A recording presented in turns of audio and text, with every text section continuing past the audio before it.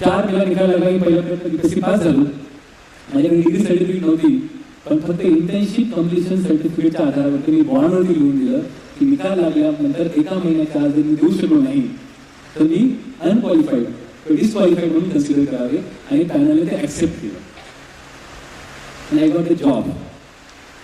सर्वात महत्त्वाची गोष्ट होती, मला जॉब मिळाला.